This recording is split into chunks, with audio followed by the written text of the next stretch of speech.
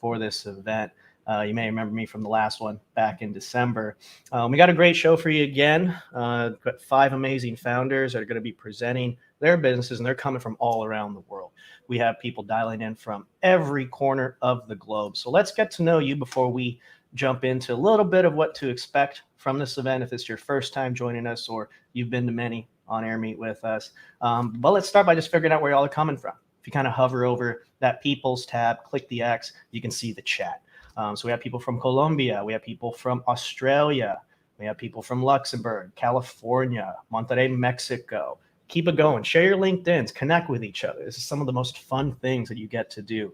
You know, obviously the world is still crazy, heading into the 3rd year of this maddening experience that started in 2020.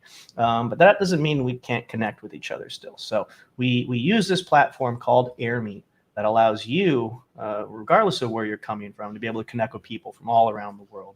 And it starts with just getting to know each other in the chat. So drop your LinkedIn, tell us what you're working on, whether you're a founder starting a company, whether you're a service provider looking to support startups, or you're an investor looking for interesting companies to help grow and partner with.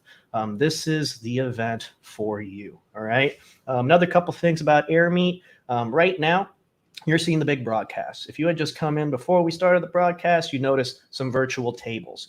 The first few tables you're going to see are for each of our presenting companies for this evening, morning, afternoon, wherever you're coming from. So feel free to sit down at those tables where our founders will be after their presentations and learn more about them, connect with them, whether you want to see if you can support them. Maybe they might be a product or service you want to use as a customer. And maybe if you're an investor, they might be exactly the kind of company you're looking to partner with and help grow. So definitely take advantage of that. There's also the ability to do one-on-one direct conversations with other attendees. And just looking at the audience now, we're hitting about 250 attendees, ladies and gentlemen. So again, welcome.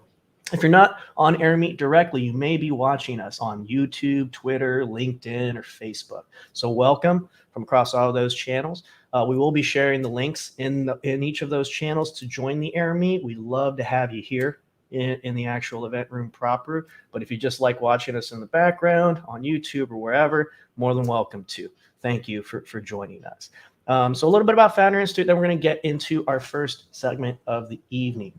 So Founder Institute is the world's largest pre-seed accelerator program. We start with our FI Core program where we work with founders that might just have an idea. They don't know where to start. And that might be a bunch of you in the audience right now. You might have an idea. You might be thinking about building a company. You might be ready to quit that job, be part of that big resignation that we've been seeing across the world, and build something that matters. Build something that's going to impact the world. And this is the place where you can start it. We have chapters from all across every continent minus Antarctica. So head on over to fi.co and learn about some active chapters that are in your region and see what it might be to work with our 4-month core program. I'm also noticing y'all discovered the little emoji tool here on Air Meet. So hit that little emoji right there and you can give me a wall of emojis, whatever you're enjoying on that. So I appreciate the hearts, appreciate the celebratory emojis and sunglasses and the laughs. All right. I'm coming from Austin, Texas, by the way, so I apologize in advance for that little twang you might hear from time to time. I try my best to mute it, but it just comes out. It just comes out.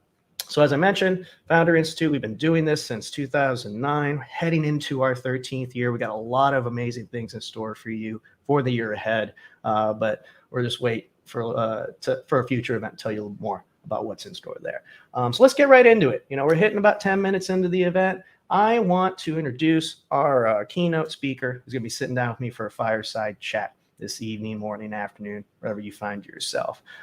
Lisa Besserman, Managing Director over at Expo VC. So let's bring Lisa up to the stage and give everybody in the audience, throw them emojis up. Big round of welcome to Lisa Besserman over at Expo VC. Lisa, welcome. How are you? I'm great. Thanks for having me. I'm excited to have you. Yeah, I'm glad to have you too. We've just for everybody watching in the audience, Lisa and I know each other a little bit, and we've done a few events together. This is the first time we're actually going to get to do it one-on-one. So it's just going to be everything we're going to get to know about Lisa and Expa. I'm really excited for this conversation. So thank you again, Lisa. Let's dive in. Right. So So you are the managing director over at Expo VC, but before then, you've actually been quite the journeywoman around the world, really. So I'd love to for you just to tell a little bit about your background, what led you to Expa, and kind of the things that you've discovered and were able to do building communities in regions where startups weren't as recognized or the communities weren't yet established. Sure. Yeah. I'm what I would call a recovering entrepreneur turned venture capitalist. So I've definitely seen both sides of the table. I understand the challenges as well as the opportunities. So my first entrepreneurial endeavor was in Buenos Aires, Argentina. I'm originally from New York. Although if I say Martin, you might think that I've spent a little more time in LATAM. But originally from New York, I got my start in the startup space running product and operations at an early stage startup in New York City. Did that for quite a few years. And then winter was coming for all of my Game of Thrones fans out there. And my lease was up in my overpriced Manhattan apartment. And I wanted to work remotely just to escape the New York winter for a few months. And my company obliged. We were a distributed team. We had, half of our dev team was in Silicon Valley, the other half in Europe, and I was in New York running operations. And so I wanted to work remotely. My company said I could go for a couple months just to avoid that winter. And I looked at a map and I said, where is it warm? And where can I be in a similar time zone? And that's where I came down to Central and South America as the options. And so looked into places that I could potentially work, but also have a fun, work holiday adventure. And then came up with Buenos Aires, Argentina. I didn't speak a word of Spanish, didn't know anybody in the country, but it was meant to be a short-term adventure, a working holiday or a working remotely adventure, if you will. And I got down there and immediately fell in love with the city. I packed, my suitcase and my laptop, went down there. The plan was to be there 3 months. And when I got down there, I met just an incredible community of entrepreneurs, the most resilient entrepreneurs I'd ever met in my life, really incredible tech enthusiasts. But I noticed one thing very quickly, and that was that the landscape was incredibly under-resourced. So founders found it really difficult to raise financial capital. The community was very disjointed and fragmented. Companies like Google and Facebook and other companies that were looking at the rest of LATAM to do events or initiatives, they were kind of skipping over Argentina because it was a very challenging landscape in terms of political instability and macroeconomic climate. And so I, just fell in love with the city, saw just this incredible opportunity to build a startup community in Argentina. And through, hubris, naivete, sheer will, dedication, I wound up building an organization called Startup Buenos Aires. It was originally meant to be a place where founders can go to connect with one another, similar to the Founders Network, like Founders Helping Founders type ethos. It was meant to be just a small side project, a way to just, maybe leave a little bit of an impact in the city before I left, help founders get resources, connect them with one another, and then maybe build small bridges to and from LATAM to other, more mature ecosystems for startup development. And I did this for a couple months and, validated the thesis. And then I realized that there was just this incredible opportunity for growth. Argentina is home to some of the most incredible entrepreneurs. And it was one of those moments in my life, like where you're at the crossroads and it was time to go back. It was, I was at the 3-month mark and it was time to go back to the States. And it was one of those times where it's like, if I go home, I might regret this for the rest of my life. If I stay and I fail, which is probably likely because 90% of startups fail and I didn't know what I was doing and I was in a foreign country. But if I fail, at least I'll have a great time failing. I'll learn a ton in the process and I'll be able to go back to New York at any point in time. But I was very lucky that an incredible team and community came behind me and were able to mobilize the organization. We wound up pivoting to become an early stage startup accelerator. We were one of the first startup accelerators in Argentina. This is back in 2012. So accelerators weren't as ubiquitous as they are today. And so we built this early stage startup accelerator, which provided education, community, resources, access to financial capital to entrepreneurs throughout LATAM, specifically in Argentina. But then in addition to those resources, we also built bridges and served as a conduit to Argentina from the States and brought a lot more initiatives, opportunities, funding to the region. And so I was able to build that out, did that for about 5 years. So what was supposed to be 3 months turned into 5 years in Argentina. Met just really some fantastic people in that time. And I was able to scale the organization. I was very lucky. We wound up working very closely with the government, other partners like Uber and Facebook and WeWork and other companies that were looking to have a presence in Latin America. And we helped to be their partner and their boots on the ground. And then after about 5 years, I was ready to move back to the States. And I was very lucky that the government was looking to put more resources into entrepreneurship. The national administration was betting on entrepreneurship, and they wanted to build a public incubator program. So I was very fortunate that we were able to work out an acquisition deal with them. And I transitioned Startup Buenos Aires from a private accelerator to work with them to build a public incubator to provide financial capital, equity-free financial capital to founders in Argentina, as well as an educational component to support entrepreneurs in the region.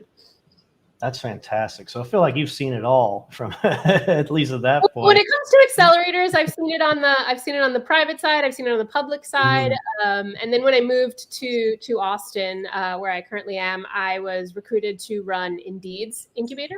So Indeed is the world's largest job site, and I built and ran their corporate incubator program. And so then I saw incubation and acceleration on the corporate side, and then now I switched over to the venture side. So I've certainly seen different iterations and lots of really great ways to accelerate startups and work with them in a myriad of opportunities as well. Yeah, all right. So before I get into what you're working on right now, I mean, obviously, again, you started like grassroots, like really working with startups, building just the communities from the ground up. You got buy-in from government organizations that were helping kind of fuel a lot of that to continue economic development. Then you bounced over into corporate. Doing that from like an inside standpoint, like without having like picked too much of a favorite, like what was kind of the most exciting one, at least bucket out of that? To be honest, what I'm doing now is my favorite. I like being on the venture side because I loved being an entrepreneur. I'm what I would call an accidental entrepreneur, a phrase I thought I coined until I Googled it like years later and saw there was like hundreds of thousands of hits. But I'm an accidental entrepreneur. I was never one of those kids that had a lemonade stand or aspired to be an entrepreneur in my adulthood. But I saw a problem and I was crazy enough to think I could build a solution. And in that process, I accidentally became an entrepreneur. So there were a lot of elements of entrepreneurship that I loved, like the passion, the grit, the tenacity, the hard work, the dedication. There was a lot I didn't. I never really felt truly comfortable in living in that instability, not knowing if I was going to be able to pay my employees, not knowing if I was going to be able to pay my rent. I loved a lot of elements of entrepreneurship, but I never truly felt comfortable doing it. Corporate was great. I learned a lot. I truly Indeed was one of the greatest places I've ever worked, but being on the venture side, I think is the best of all worlds because I have the stability of being in venture. I know I'm going to have a paycheck. I know I have health insurance, but I also get to work so closely with early stage founders and entrepreneurs that I get to be a part of that building and a part of that, that grit and that hard work. And I get to see that firsthand. So I feel like it's a really comfortable way to make an impact. So for me, it's really being on the venture side that I appreciate the most. Oh, I love that. I love that. If you have questions for Lisa, please drop them in the chat. Our production team behind the scenes are going to bring them up to me and I'll read some of the best ones out loud. Can't get to all of them, else we'll be here all night, but please feel free to ask questions in the chat. We'll do our best to get to as many as possible. So as you mentioned, you love working in venture right now. So tell us a little bit more about Expa. Tell us a little bit about kind of where it started, what's it focusing on right now, and maybe some of the companies that you're working with already that are really exciting you. Sure. So Expa, we are an early stage venture fund, but we're also a venture studio. So we were founded by Garrett Camp, who is the founder of Uber. I'm sure all of us here are familiar with that small little startup, Uber. And he was also the founder of StumbleUpon. And so he built Expa in 2013 originally as a venture studio, similar to an incubator where they built companies in-house, scaled them, and so on. And then a few years later, they decided to go the more traditional venture route or incorporate that into the platform. And so now we also invest in early stage startup, primarily pre-seed to Series A. So in addition to, we still have the venture studio. We're still, a VC of builders, by builders, for builders, but we also have that traditional venture investment arm.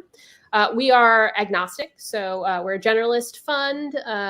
We invest anywhere from aerospace to fintech to climate tech to SaaS, all across the board. For us, it's really investing in the founders and the problem space rather than a specific vertical or sector.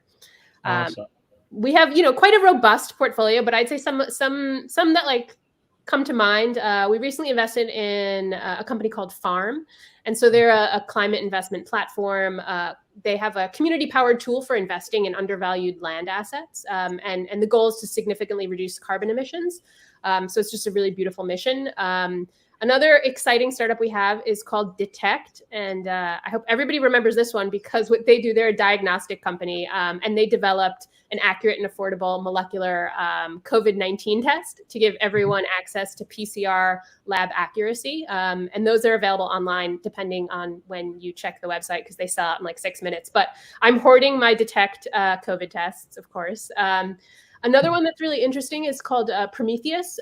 They've created a zero net carbon fuel. So their product actually pulls CO2 and water from air, and it combines it with electricity from solar and wind power to produce zero net carbon gasoline, diesel, and jet fuel. So that's really interesting. And then on the mental health side, which is an area that I'm quite passionate about, we've recently invested in an early stage startup called Chill Pill. They haven't launched yet. They're going to launch in a few months.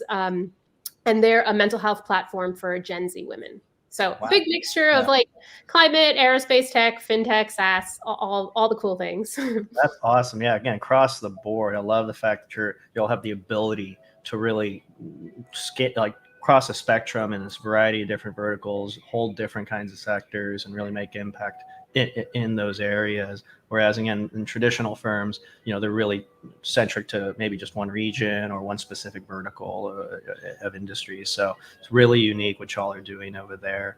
So now we know a little bit about Lisa. Let's learn a little bit about what's great for a founder, maybe somebody who's in the audience right now that wants to talk to somebody, but you don't even know how to get in touch with you. There's certainly good ways of doing it. There's some really unique ways to really kind of separate yourself from the pack. There's certainly ways to definitely not do it.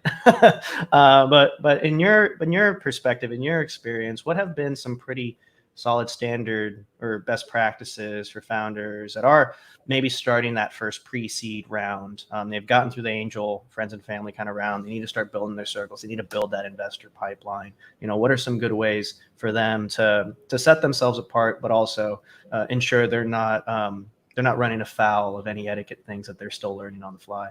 Sure. I would say that the first rule of thumb or the first suggestion is warm intros go a very, very long way. So if there's some way that you can be connected to a certain VC or investor that you're interested in, I would say absolutely scout your LinkedIn, see who your second and third degree connections are, and try to get that warm introduction because that has a lot of weight to it. Another thing I say is really important is to ensure that there's alignment. So whether it's in the thesis of the VC, the stage that they invest, or the value that they can add to your startups, relationships should always be mutually beneficial. And it's really important to understand that when you're reaching out to VCs, make sure that they're actually investing in your space. Check out their portfolio, understand the stage that they invest in. Because if you're an early stage startup and you're going to a late stage investor, it's really not the best use of your time or their time. And it might actually, provide a missed opportunity in the future when you are at that stage. So I'd say do your due diligence. But I also tell portfolio companies that due diligence is a two-way street. It's important that you're doing diligence on the investor, and it's not just about who can write a check. It's who can be the right strategic partner, not just the financial partner, who can help you scale, who can help you make introductions, who can provide those resources, and also most importantly, who's going to be there when the time gets tough. And so for founders that are looking to take payment or take financial capital from investors, I always say, don't only talk to the portfolio companies that are succeeding, talk to the portfolio companies that have failed and see how those investors reacted in those tough times. Because, an investment, when you're dealing with venture investment. It's a marriage. You're in it for the long haul. And so I'd say, the tips are, warm intros, making sure that there's alignment, and then also doing your diligence on the investor on themselves. Oh, that's awesome. Yeah, I see this often, with our work with Founder Institute. I've been with the organization running our Texas programs for the last 5 years. Just recently joined our headquarters as our entrepreneur in residence. And first-time founders don't realize that they really are getting into a marriage. It's a long-term relationship. It's not just going to be transactional and you set it and forget it. It's, you're going to be with them for a long time. They're going to be with you. Yeah. So you really need to understand that and manage your expectations before you start trying to dive into those relationships, just like you would in real life. And do your homework, it's really important. We get so many startups that we just don't invest in that sector, or it's just a much later stage than we're usually investing in. And it's just not a great use of your time. So, make sure you do the homework before you do the outreach, I'd say. Absolutely. So, you've mentioned a little bit about what not to do, but has there been anything that's ever really stuck out of you? It's like, wow, they really shouldn't have done that. Maybe something that might be good for somebody in the audience. We're already sitting. Yeah. I've got a few of those. People in the audience right now. One of my pet peeves is when I get a cold outreach email, which is totally fine. We've invested for plenty of cold outreach emails, but the emails don't include the deck. It's like, let's schedule a call, or, email me back if you want my deck. It's like, well, you have one shot. We get, 50 cold emails a day. So really, if you want to have them look and give consideration, and we look at every single deck that we received, send the deck in the first email. Don't leave it on to the investor to follow up to get that information from you. So I'd say one of the do's and don'ts is don't forget to add the deck, especially if it's a cold outreach. Another thing that I see sometimes is in the deck, they don't include how much they're targeting to raise. So, a lot of times with VCs, they're either early stage or late stage, or they might have different, principals or associates that are targeted on the pre-seed versus the seed. So sometimes it just needs to be routed to the right person. So it's really important to include your funding amount so people know, if it's a good match for the fund. This is a rookie error, but don't CC all of your targeted investors in one email. We've been in emails with cold emails with just a list of investors, and we're just that just doesn't feel great. Spammy. It's quite spammy, yes. And you're not going to get the response that you'd like in that case. And then the last thing, and this pretty much goes without saying, but don't lie. We do diligence. It's not great. VC and investment is so relationship based. You want to have that trust from day one. And if you start off on the wrong foot, one, we'll probably find out. And two, you might burn that bridge, and it's just not worth it. So always be honest and upfront in all stages of your communication with your potential investor. That's fantastic. Very concise too. I hope people in the audience are really getting some good tidbits, because I'm learning a lot right now myself. I'm going to transition a little bit. You talked about some of the things that you're already doing and investing in over at Expa, but as you look to say 2022, we're just 2 weeks in, less than that into the new year. It's already been a whirlwind, just like it has been the last few. Is there anything that you're seeing already, maybe from some of the emails and the startups that are coming out, or really maybe it's not stuff you have looked at traditionally that are really starting to excite you? Yeah, there's 2022. It's crazy. It's already 2022. Where did the time go? But I'd say a few sectors that we're starting to see really big trends and emergence in the venture space is one of them would be climate and energy tech.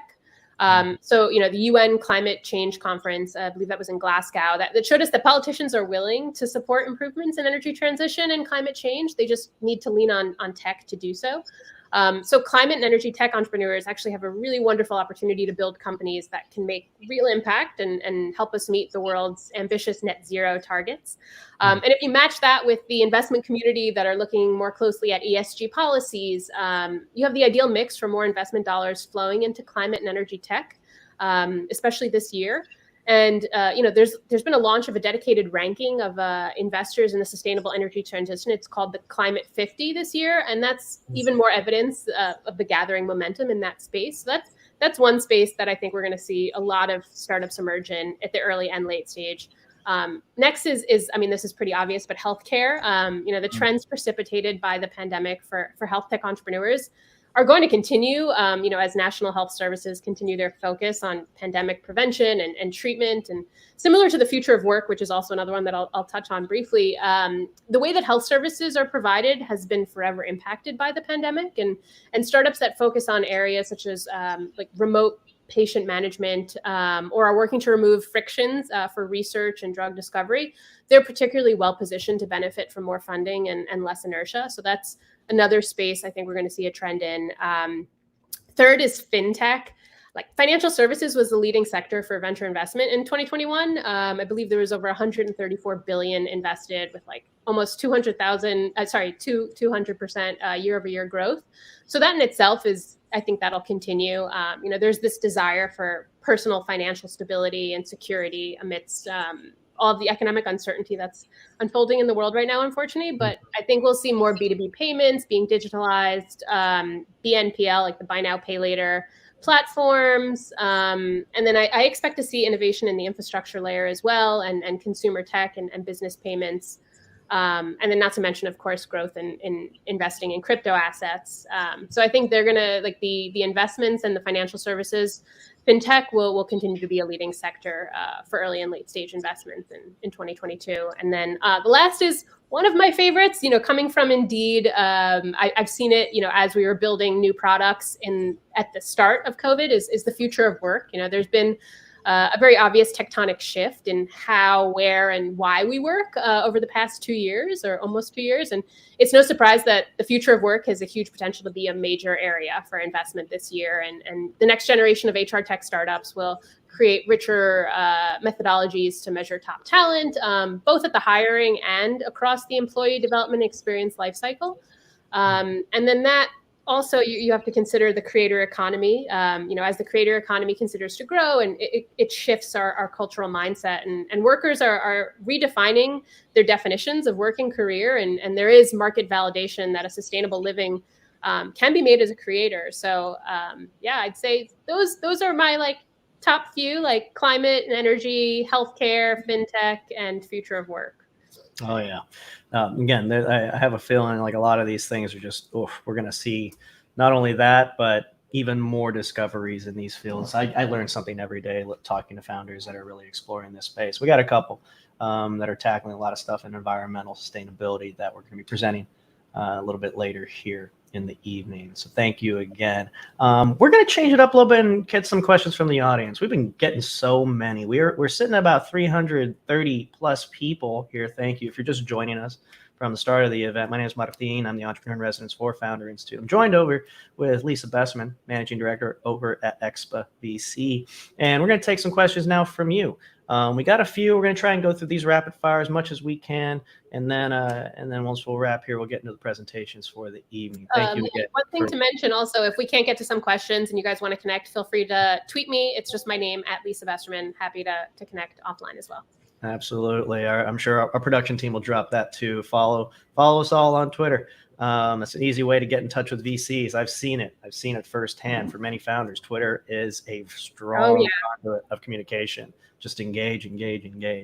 We'll start with our first question. So Sohail really resonated with those cold outreach emails and making sure you have the good information in there. Sohail asked, what are some key data points to include, maybe not necessarily in a deck, but maybe in bullet points that's going to make that investor open the pitch deck? Is there anything that you love looking at that's already going to be like, oh yeah, I'm going to see what's up with this attachment? I mean, to be honest, we look at every single deck, and a good investor will look at every deck. I kind of skim the body, if I'm being completely honest. So, I mean, you can incorporate some data points in terms of like how big the TAM is, any traction you have. Also, like what stands you out. Like that's the most important when investors are choosing their investments. It's not necessarily the product they're investing in, it's the person. So if there's a reason that, or whatever it is that might set you apart or position you to be the founder and you to be the person to solve this problem, I would say focus more on that and the story, because that'll catch the attention of the investor. But always include the deck. Please always have the attachment. Yeah, always have that there. So good. I hope that was helpful. Sarali is also asking, how did you get from, building a community to becoming an organization? Like, was there like a process of just, all right, now we've got so many people, how do we standardize this a little bit? How do we actually turn this into something that is like whole? No, that's a great question. Yeah.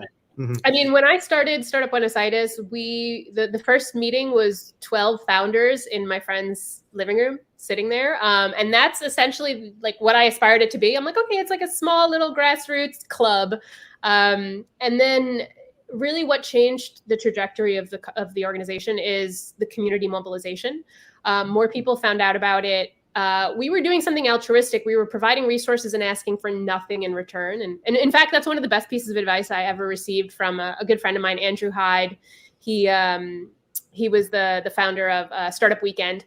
And, at one point I asked him, like, how did you become so successful? It's incredible. He's like, I do good things for people and ask for nothing in return. And that's essentially like what the ethos and the mission of Startup Buenos Aires was. It was help founders and ask for nothing in return and just pay it forward. And so for us, we didn't plan on being this major organization. We had no idea what an accelerator was at the time.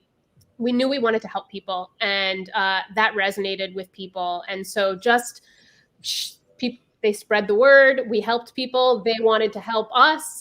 They wanted to provide resources. People were asking for resources. So it was really about kind of connecting the dots, synthesizing the data, and like solving a real problem. And then from there, we were just really like very lucky in the way that we scaled. But it was really just doing good things and asking for nothing in return, and enabling a community to get behind the vision and the mission. And so a lot of that had to do with like building a volunteer team, having the right marketing and positioning, building communities like grassroots. Like we went to events, we built a Facebook group, we built a forum.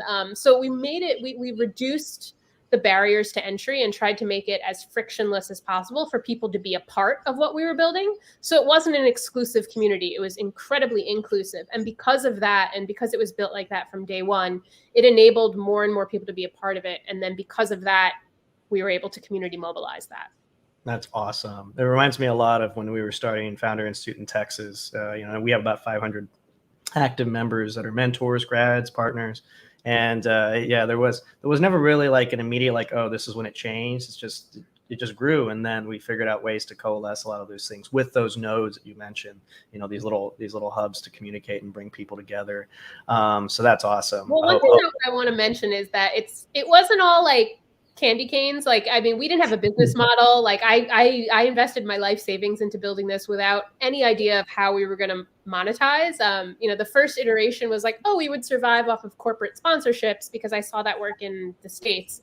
That didn't translate to LATAM. There just wasn't that budget in the LATAM groups to provide that financing. And so we were at like a really rough point where like my team was split, because we realized we're running out of runway. We're just living off of my investment at this point, which wasn't much. And, our assumed business model just didn't work. We couldn't validate it. And so half the team wanted to start charging to be a part of the community. And the other half, and I was against it. I was like, we started this because people didn't have access to resources. We can't charge them. It's just not, it goes against our entire mission.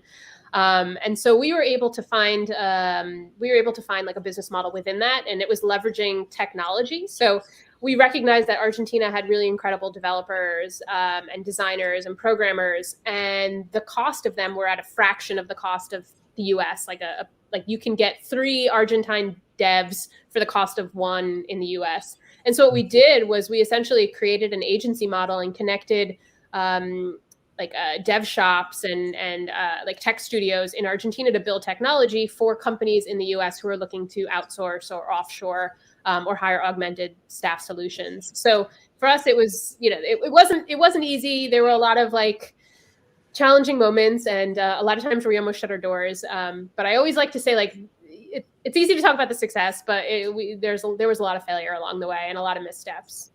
But staying true to the mission is really important. So it's really about like being rigid in your vision, but flexible in your execution. Awesome.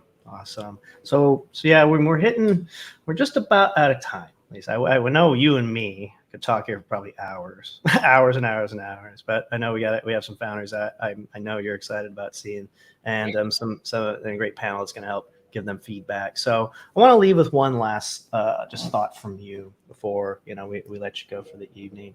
For the founders, aspiring entrepreneurs, and even maybe some of the investors or people that are looking to invest and don't really even know where to start.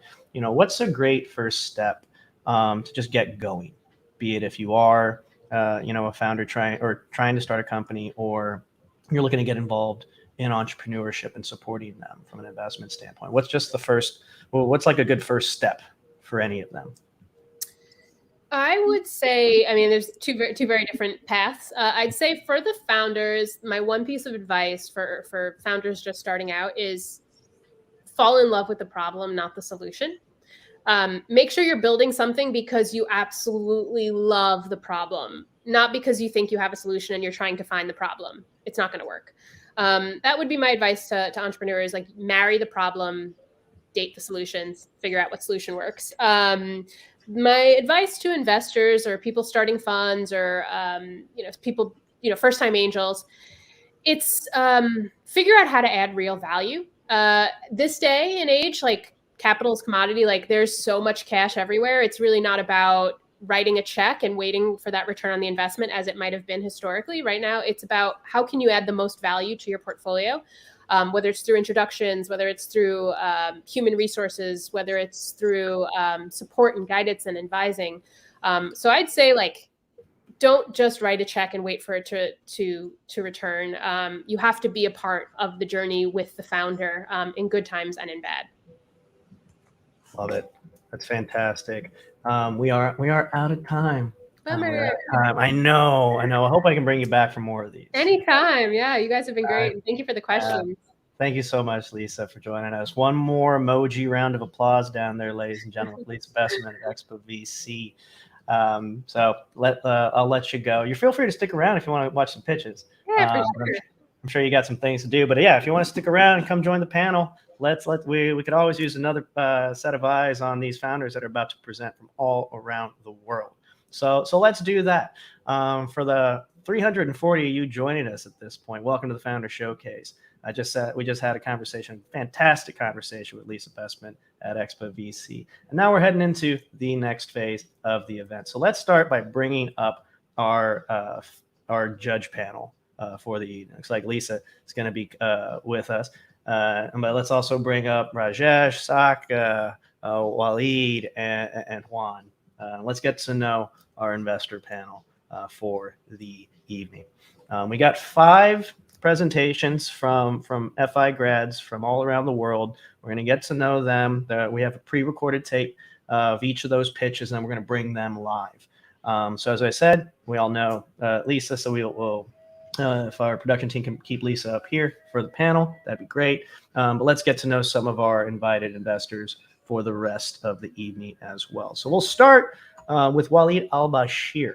Waleed is coming to us from the Middle East. He is the general partner of Intuio Ventures. So Waleed, how are you today? Good morning for you. Good morning. Thank you, Martin, for the introduction. My name is Waleed Al-Bashir. I'm the managing partner, as he said, of Intuio Ventures, and glad to be with you. Awesome. Yeah, well, thank you for joining us. I think you're going to have some fun this afternoon, or morning for you, afternoon for some. Next up, our next investor is going to be Rajesh Gopi. Rajesh is the founder of Tides Capital and the co-founder and CTO of 212. Rajesh, good to see you, man. Hey, likewise, man. It's awesome what you're doing. Fantastic conversation before we just started here. Right on. Yeah, well, thank you for joining us. Tell us a little about yourself. So I am the managing director of a new fund called Tides Capital. We invest exclusively in founders on the 212 platform, and 212 is an equity management and financial modeling and valuation platform. And we also get into SPVs and anything around equity management. So we have a lot of customers that come and use a product, and the Tides Capital is a fund that is set up to invest in some of these companies. Got it. Awesome. Well, thank you again for joining us. Sure. We think we'll have some fun with you as well. And we're dropping everything in the chat. So if you want to connect with any of these investors, please check out their links and feel free to reach out in kind. Next up, coming to you from Latin America, we have Juan Cruz Valdez Rojas. Juan is the founder and managing partner over at I Think VC. Juan, welcome, and thank you for joining us. I know you're spending a little bit of time with the family out and away from the normal desk setup, but thank you for being with us. Hey, Martin. Thank you for having me. Hello, Yeah. everyone. Yeah, you mind telling us a little bit about what you're doing over at I Think? Yep. So together with my partner Jasmine, we launched last year I Think VC, which is a VC fund investing in Spanish-speaking LATAM with a special focus on those young ecosystems within the region. It's important to mention that we launched this fund after going the VC Lab Acceleration Program from Founder Institute. Awesome.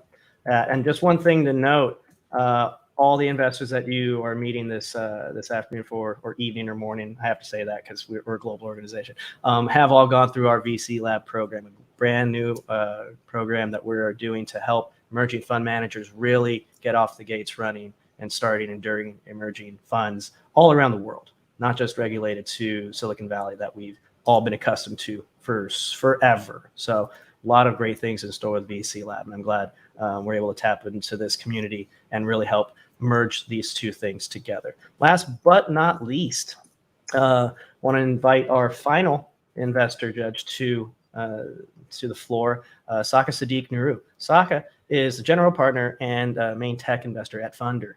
Saka, how are you? Welcome. Hi, I'm good. Thanks for having me. So I can talk a little bit about Funder, if that's all right. Yeah, that'd be great. Great. So Funder VC is a pre-seed stage fund that focuses on fintech and martech, specifically within the European and North American regions. The reason I started it is because there's been a huge trend towards democratizing access and also lowering barriers to entry within the fintech and martech space. So I'm very excited to be here, and thanks for having me. Thank you as well. And yeah, one last thing. I forgot to recognize Waleed too on what you're doing over in Tuita. So Waleed, before we head into our presentation, I want to bring you back up to the main floor and just give you a chance to tell us a little bit about what you're working on with your fund and who you're focusing on. Great. Thank you very much, Martin, again.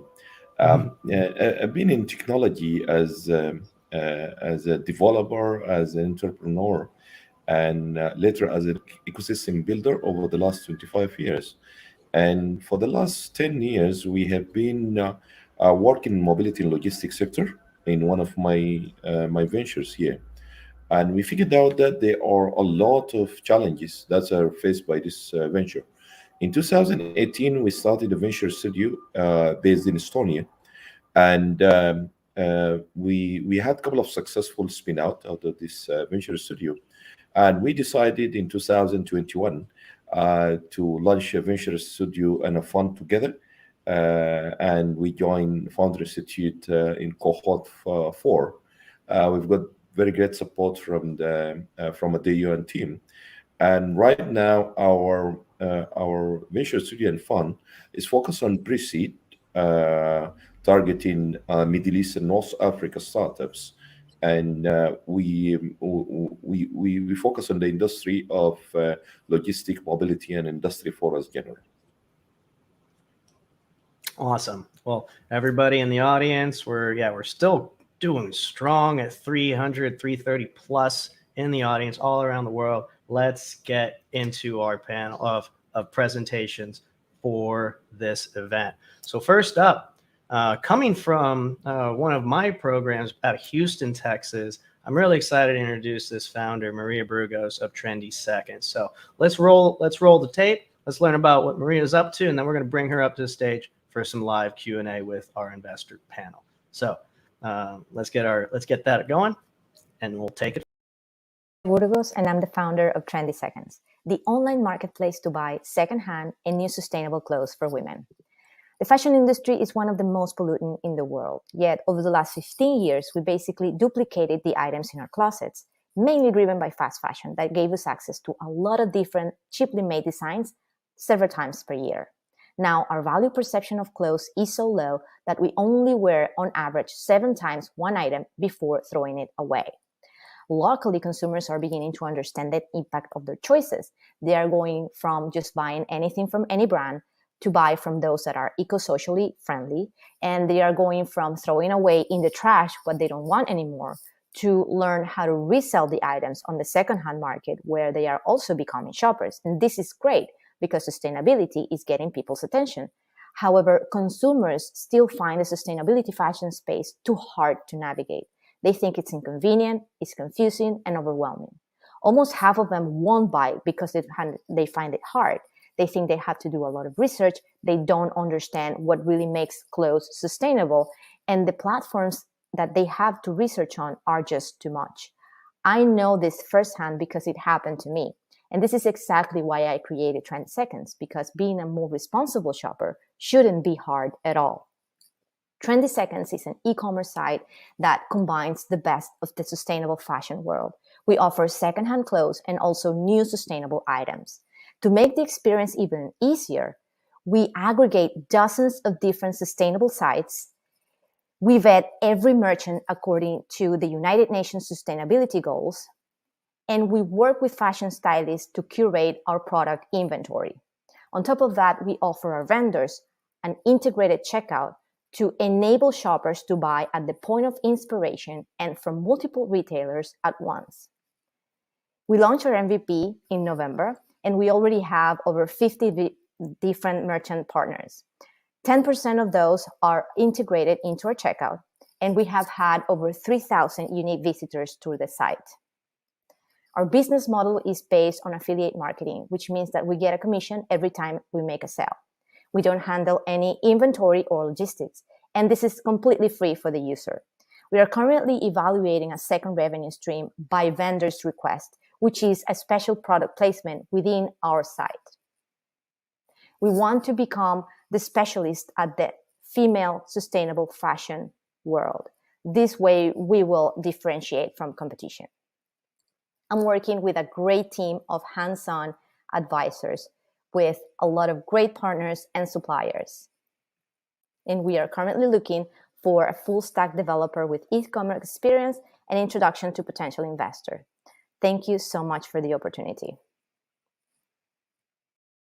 Fantastic. Let's bring Maria up to the stage, and we'll open it up the floor to our investor panel once we get Maria going. Maria, good to see you. How are you doing? Hi, Martin. Nice to see you. How are you? Hi, everybody. We're doing fantastic. So, investors, I'm gonna shut up and I'm gonna let you get some one-on-one time with Maria. We got about 4 or 5 minutes, so hopefully everybody gets a question in. And Maria, feel free to take it from here. Sure. Who goes first?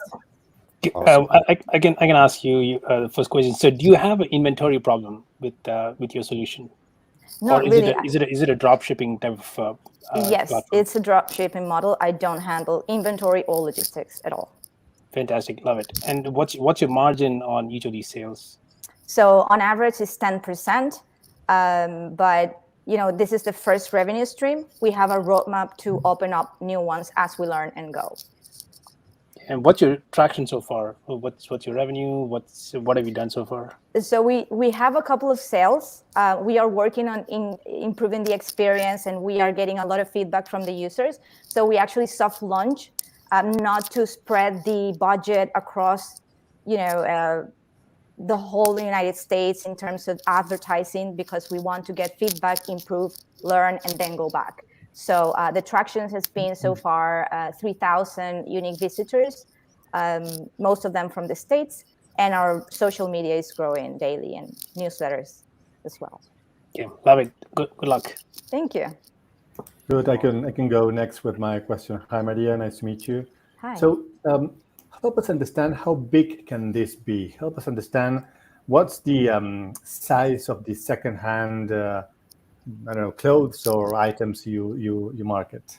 That's a great question. So the sustainable apparel world, which does not include donations, just secondhand and new sustainable clothes, on 2019 was worth 13 billion, and it's poised to quadruple that by 2025, I'm sorry. So there's a huge opportunity here. And we want to participate not only on selling the clothes, but actually within other points of the circular process of the clothes. within its life cycle. So we are getting to reach out to many different companies in that area, and we are hoping to have some partners soon. Okay, if I could come with a question, you Absolutely. said you're doing a dropship sort of stuff, and I think there are many logistic We challenges lost. that are One coming second, along. Waleed. I think we may have lost Maria. Well, technical difficulties, y'all. Give us a second. I think we might be able to pull her back in from No. the audience. There she is. All right. Let's get her back up and running. And then we'll get back to you. We'll restart right back with you, Waleed. Sorry, I There don't know she what is. happened. Hi, Hey, Maria. it's This the- is live, the right? magic of that. Yeah, I'll disappear now and get back to Waleed. Waleed, floor is yours. Hi, Maria. My question, since you're doing a drop shipping, I think there's some challenge in the logistic. As if you're talking about used clothes, you need to clean, sanitize them, groom them, and pack them properly. So, how are you planning to manage this and to assure the quality assurance? Providing things. Also, right now we're in a pandemic stuff. You might need to do sanitization and all. This is the one question. If you would like to answer, I've got another question also. Yes, that's a very good question. And we are like drop shipping, but we don't actually handle the logistics. So we work with these brands, and they are the ones that handle all the logistics. When it comes to secondhand clothes, we only working with partners that handle their own inventory. So we're not working with marketplaces that have thousands of sellers, because we want to guarantee the customer experience exactly on that regard. So we curate all of the clothes. Even on the secondhand market, we only work with items that are either new or like new. So we don't have any hands-on the merchant's clothes at all. We confide this on our partners. Great. Regarding the value proposition, how do you convey the sustainability message to your audience? I mean, like it's a really nice cause, but how would you convey this message as a part of your value proposition to the consumer? Yes, so definitely, in my opinion, the future of fashion is more responsible, and consumers are becoming aware of their choices and their impact. So I believe by empowering them and transmitting this message to them, like your choices make a difference, they are more willing to enter into this space. And in my opinion as well, we need to make it easy for them. And we need to make this super exciting. And also, this is why we offer, on top of everything, a curation of the product. We're not just aggregating everything in one place. We are curating, and we are organizing these items into different capsule wardrobes to make the job easier for the users. So we're kind of combining the impact message with the stylist part of the deal. Have you got any competitor in the place who help you pave the way, making consumers understand this concept, in a better way? Can you repeat the last part, please? Yeah. Do you have any competitors that help you, bring this awareness in terms of the sustainable fashion? Yes, actually, there's one platform on Europe that is going really good, and they are kind of opening up this space on that side of the world. Great. So they're Thank you. the first movers. Thank you. Perfect. Thank you. Maria, I've got two quick questions. The first is, how easy is it for companies to integrate with your solution in terms of either the API documentation or things like that?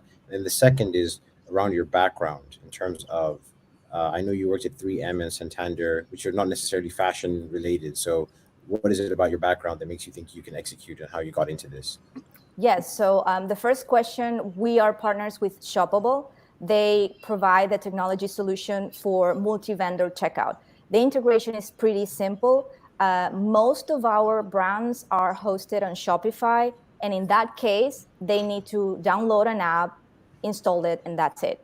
And for the other platforms that are standalone, then Shoppable takes care of this procedure. They don't have to have another system of inventory management or anything like that. It just syncs with what they already have.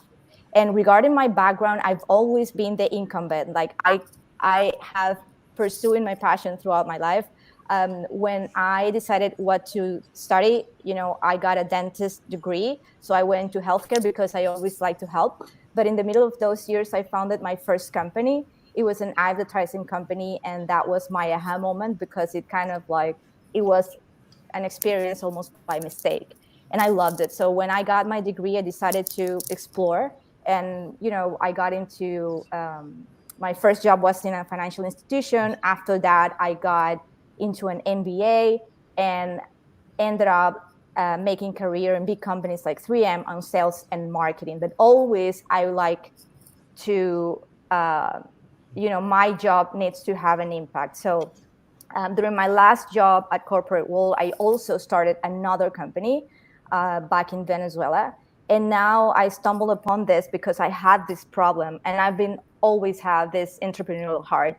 So it's kind of like a natural skill set combined with passion, what makes me suitable to solve this. Perfect. Thanks, Maria. Thank Awesome. you. Thank you, Maria. Great start to the evening. Any final words you want to give to the audience before we let you go? And then when we wrap, they're more than welcome to come visit you at the table. Thank you. No, this is great. Everybody on the audience, please, if you like what we're doing, follow us on social media. We are Trendy.Seconds, and just, give us a shout, give us a hi. We want to hear your feedback, and go to trendyseconds.com to check out our site. Awesome. Thank you, Maria. Thank you, judges, for coming and giving her some great questions. Let's keep moving. I just got news from our next founder. We're still going to play his video, but just like many of our friends and family all around the world, he's not feeling too well right now. So we just got the last minute word just right now during the middle of it. So I want to make sure that he still gets some recognition, and it's an incredible pitch video. So we're still going to play it. We'll throw his contact information in the audience just so you can connect with him afterwards. But I really love what this next founder is coming and doing. Based in West Africa, we're the founder of Grow For Me, Nana Opoku Agim and Pempe.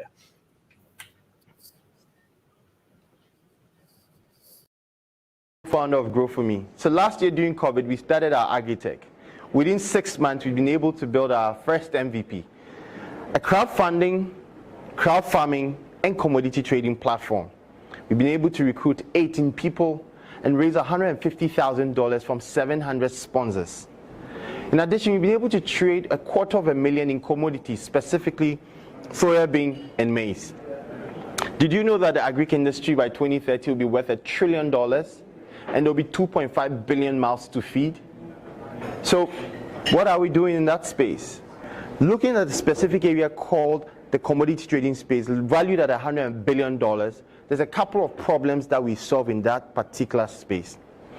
First is the off-taker or large processing factories or value addition agents who need large quantities of commodities like maize and soybean to produce products that have longer shelf life.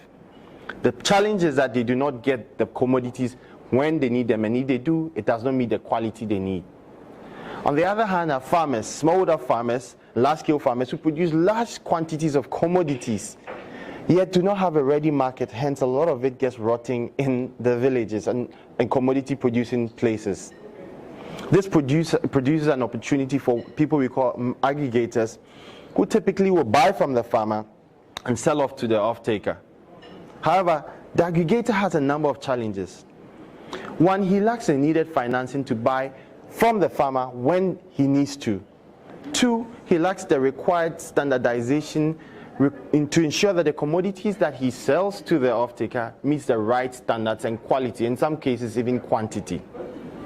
Finally, all the activity around his commodity trading, buying and selling is lost because everything is done offline. So that's where we come in with our micro aggregator platform. Through MAP, we are able to KYC the aggregator, provide him with the needed financing, and ensure that he has the right skills to purchase the commodities and ensure they meet the right standards. On the other side, the farmer also has a ready market because aggregator can buy his commodities whenever it's ready to be purchased. The purchased commodities are then brought into a warehouse where the standards in terms of quality and quantity are assured, and then shipped off to the off-taker who makes payments, and everyone benefits across the value chain. So, what are we looking for? We are raising a seed round of 400,000 to enable us build a powerful aggregator network. The power of MAP resides in this network of aggregators. We are creating jobs for thousands of young people in rural farming communities by enabling them to use their phones as a means of receiving financing to aggregate from farmers. For farmers, we are providing a ready market, hence cutting away losses. And finally, for large industry, we are providing consistent and available commodities at the right quality and weight. This is revolutionizing the industry. So, join us, create the needed impact by making food affordable, accessible, and available to all. Thank you. Wow. Thank you, Nana. Wish you were here with us right now. Hope you're doing okay. Before we get into our next video, I just want to open up the floor. Any comments, thoughts, impact from our investor judges? And of course, we're live across many social media channels. He'll be able to watch this video as soon as he's able to. So hopefully, if there's anything that's really resonating and you want to follow up, he'll be able to answer those offline. So just a quick comment. Comments, any impacts? Yeah, well, I guess we'll start with you. Yeah, on my past life, I used to work on the ag sector, and I can see, especially in Africa, which is a market I don't know, but I can see the impact that leveraging technology within an existing and big industry in Africa can have. So nice to see the impact the entrepreneur is having. That's fantastic. Waleed, I know you mentioned you do a lot of work and you're looking at a lot of like North Africa and just the African markets in general. Anything that kind of resonated with you that might be worth a discussion later on? Yeah, I think he's tackling a very big problem in terms of the size, because especially in Africa and many of the other developing countries, the access to finance, the logistic challenges, and the mediators, cause a lot of chaos, in this industry. I think by combining, crowdfunding, microfinance, and aggregator model, this can help sort out a lot of issues, particularly in Africa, because what we see is that neither the farmer nor the consumers are getting a lot of value in the whole value chain.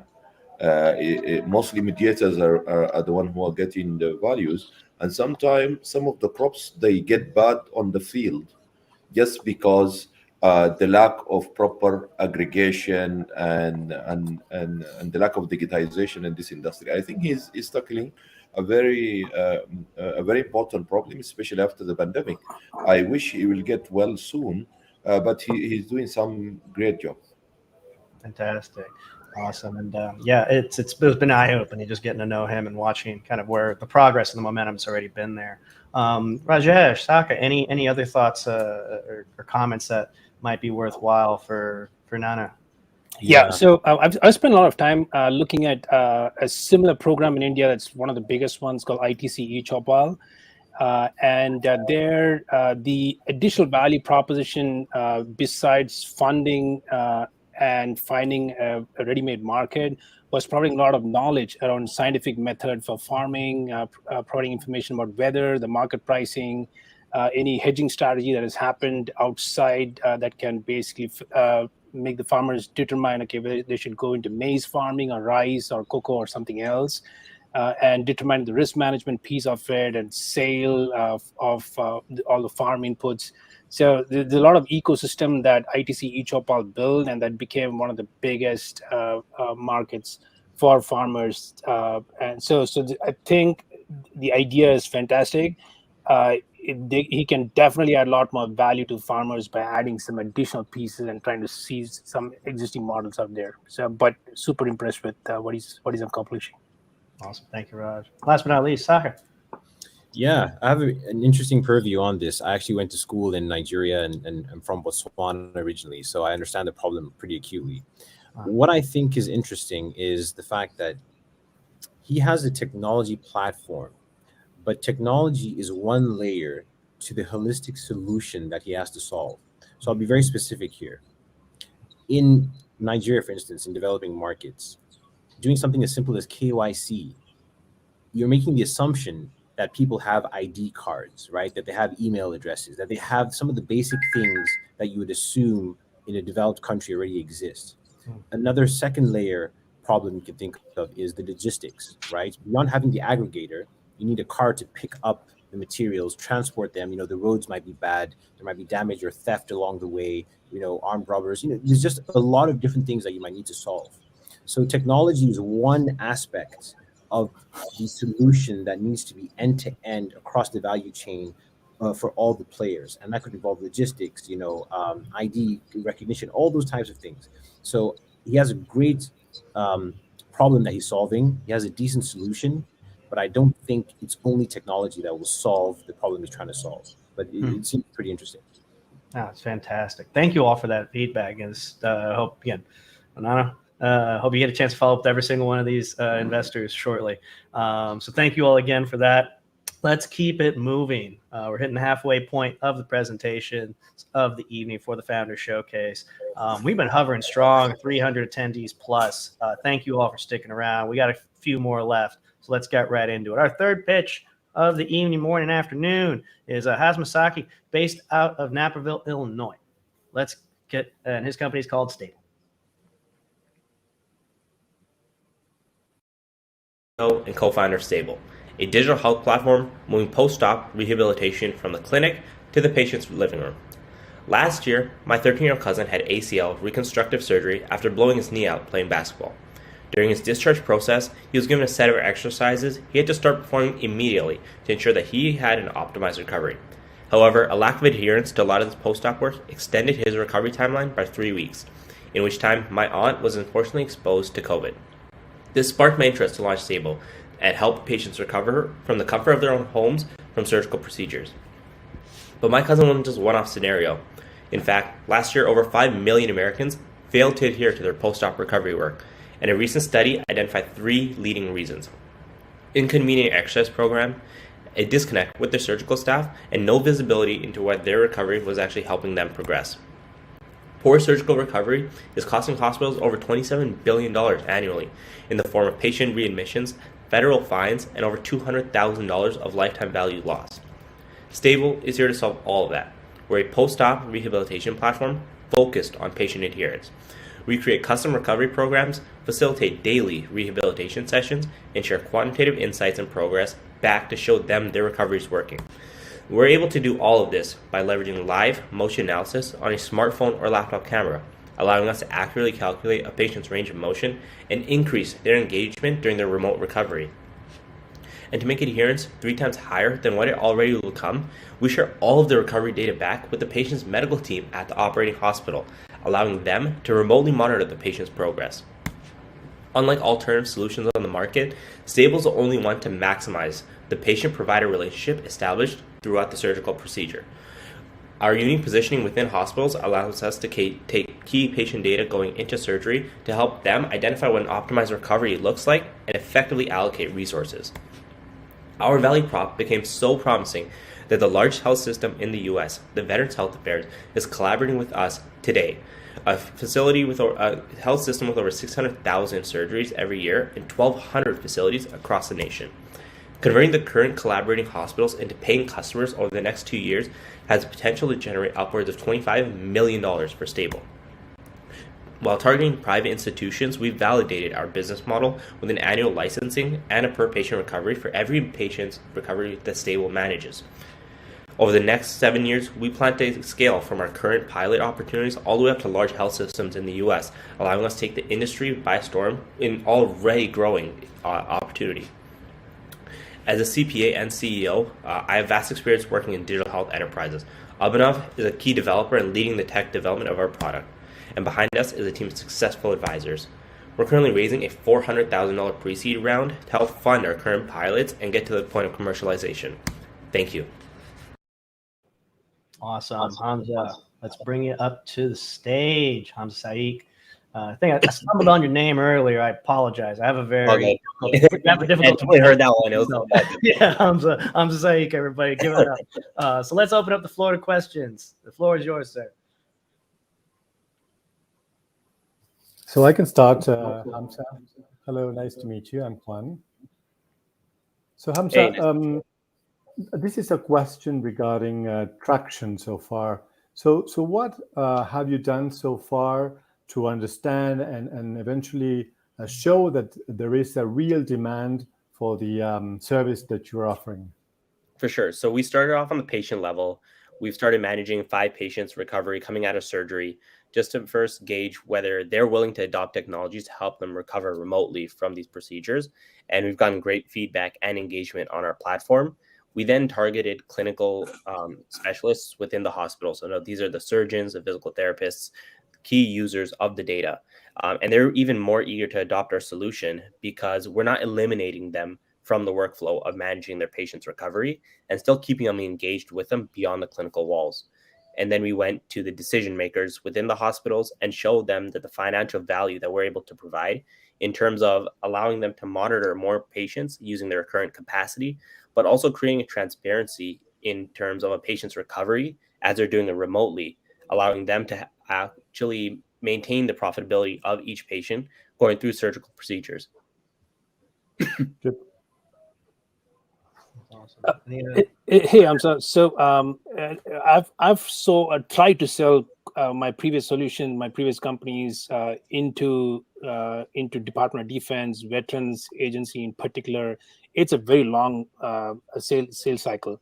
Mm-hmm. So what is your traction outside of VA? I did see in your chart that you're trying to target some private companies next year, or I don't know if that is 2020. I didn't see the number very clearly. But yeah, but that's really where I would determine your traction and not yeah, for sure. The VA definitely moves like molasses, and we realized that as soon as we started it. It's a great organization to get started in because of how big they are, but they definitely move slower than private institutions. So in the private industry, we've started focusing on clinical rehabilitation hospitals that are private organizations themselves. We're in the process of closing a 2 paid private hospital pilot right now. Once we just signed that, we're going to be able to publicly share that. However, they move exponentially faster than any other private institution and private hospitals because of the fewer number of kind of individuals and decision makers and kind of like groups within the hospital to make these pilots go faster. So within 3 or 4 calls with the CIO and the chief clinical officer, we've been able to close that opportunity exponentially faster. Mm-hmm. And how about your recovery program? Is that set up program that each hospital will provide onto your platform, or is there a data engine here that basically optimizes for the best? Our algorithm creates the most optimized recovery for each patient because we take the preoperative mobility data for each patient going into it, allowing us to create a baseline of what their post-op recovery should look like. Based off of that and a lot of non-biomechanical information like the patient's lifestyle, access to exercise tools, or even the recovery goals, we curate the most effective recovery protocol for that patient. The surgeon at the operating hospital does have the final say in any adjustments on how the patient's recovery goes, and that's primarily because certain things can happen coming out of a surgery that patient's recovery has to be adjusted for. Mm-hmm. However, our protocol is designed to help the patient get back to the recovery that they need to from the comfort of their own homes. Okay, last question. So you said there's an iPhone or a phone component. Is there any other device that's also used in addition to a mobile phone? No, we just use laptop and smartphone cameras. That's all we need for a patient to access our tech. It's one of the biggest reasons we're able to differentiate ourselves is that we're open for all devices. And all of the information is then automatically relayed back to that medical team back at the operating hospital. Awesome. Good luck, man. Thanks. Awesome. Saka, let's bounce over to you, and then we'll close out with Waleed. Yeah, sure. So I've got 2 questions, and I'll take them one at a time. The first is, what are the top 3 objections that medical facilities bring up in your conversations? And then I'll get to the second one afterwards. Yep. The first is proof of capacity. So a lot of these medical facilities have hundreds to thousands of patients that they're working on every day. Is that can your technology maintain this workload? And so as we're building it, we're testing it on iterations in that way. Second is the patient acceptance of it. So our first medical procedure is hip replacements. Now, those are generally older individuals, so giving them tech to recover from home might be a turnoff for them. However, we've overcome that through this VA collaboration by working with the patients within the VA. We perceive those as the toughest patients to adopt technology probably in the US. And so we've overcome that and we validated it there, and we look to work backwards to tech-focused individuals. The third is the the variability of our solution. Like I said, we started with hip replacements. It's what's next. How can you kind of provide solutions to every medical procedure that they provide? And we clearly indicate that we're going to go from hips, expand across orthopedics, and then have the potential to go upwards into cardiac rehabilitation as well. Sure, that sounds good. And can you summarize in 2 sentences how you will prove the ROI of your solution to any future medical institutions you're trying to pitch to? Absolutely. So the first would be transition to telehealth. So from in-person appointments to remote care, freeing up a lot of time for providers. And 2 would be patient engagement and net provider score. So are patients more satisfied being able to recover from home as opposed to having to commute to your facility to meet you consistently? Fantastic. Sounds good. Thanks, Hamza. Awesome. Waleed. Great. Actually, a couple of questions regarding market differentiators and the objection has been answered. But my other question will be like, when you're doing a post-surgery sort of rehabilitation, the potential of injury could be there. So how do you mitigate this? Do you get like physiotherapists, online, and what sort of liability this could bring to your venture in general? Absolutely. So the first question you had was on differentiation, correct? So unlike alternative solutions that either isolate a patient with a fully artificial intelligence-based program, or they connect them with a provider that they have no pre-existing relationship with. Both of these limit adherence to treatment because there's no incentive for the patient to follow what this either AI bot is saying or this provider that they have no relationship with.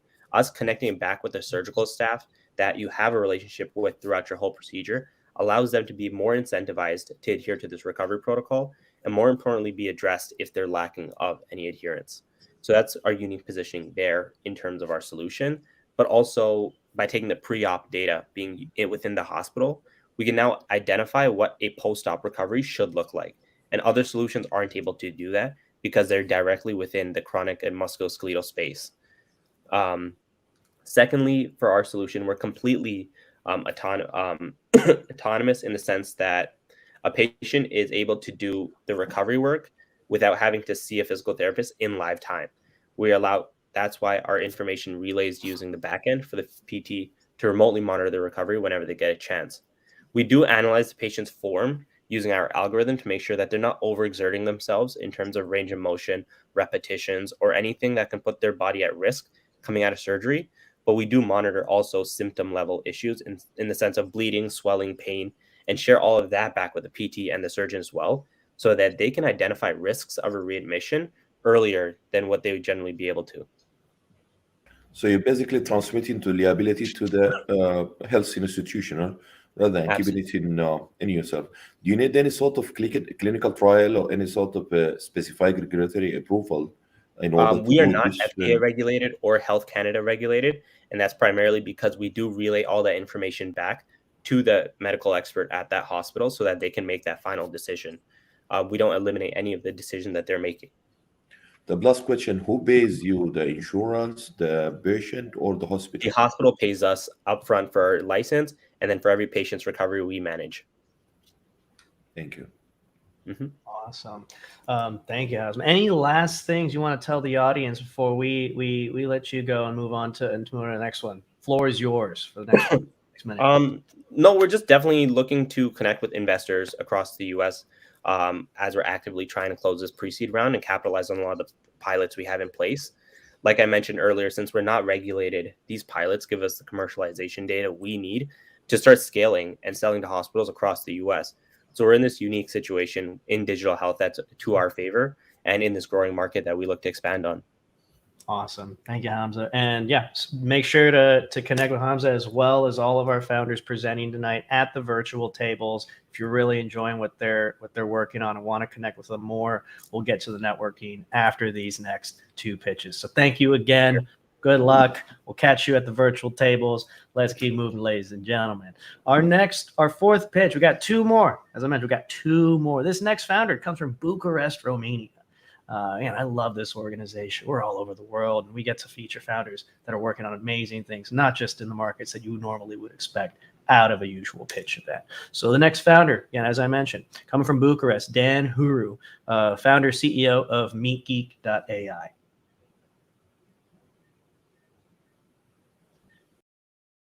And I'm the founder of MeatGeek, an AI meeting assistant that maximizes the value of your online calls. Meetings are an integral part of a company's life, yet they are still inefficient and left outside any automation flow. Teams lack methods of measuring efficiency or taking proper actions. In addition, remote work affects team spirit and knowledge sharing, and these are all missed opportunities. And this is why we built MeatGeek, a meeting assistant that automatically joins your Zoom, Teams, and Google Meet calls. MeatGeek records, transcribes, and takes notes so that you can focus on the conversation. It helps you share the key highlights of your meetings with others. With MeatGeek, you can go back in time and search through past conversations. And finally, you can now understand where your meetings suffer and take proper action. Customer-facing teams use MeatGeek to capture notes and insights from their calls, while understanding what works best and coaching themselves for success. Internal teams use MeatGeek to run fewer meetings and more productive calls, while staying in sync and sharing knowledge. They can also repurpose recordings into training materials for their colleagues and new joiners. Recruiters use MeatGeek to summarize and share interviews for peer review, while delivering more visibility into the hiring process. We, the founding team, have a strong technical profile and have been working together for years. Our advisors have complementary skills in sales and marketing. We have an extended US-based SDR team and a digital marketing team helping us raise awareness and find new opportunities. We've launched publicly in September, and so far we have onboarded 100 SMEs into the platform with over 2,000 hours of meetings. If you want to supercharge your meetings, try out MeatGeek for free today and join our pilot program so that we can shape the future of meetings together. Wow, the production value for pitches is just getting astronomical these days. To think we were doing this, not like this just 2 years ago is astronomical. Dan, welcome. Good morning. I appreciate you spending the early morning with us. How are we doing today? Hello, everyone. Really nice to meet you, and very good presentation so far. Yeah, again, you're just stepping it up another level. Again, thank you for coming to the Founder Showcase. We're very excited to have you. So I'm going to shut up. Thank you. The floor is yours. Saka, if you want to start up first, you've been kind of running the caboose up until this point. Let's kick you off with some questions. Yeah, sure. First of all, congrats on all the success so far. There's a company I've used similar to yours called Fireflies.ai. And I didn't use their solution because I came across 2 or 3 key problems, and I wanted to ask how yours differs from theirs. Those problems are, number one, sometimes Fireflies would join the meeting and other times it wouldn't.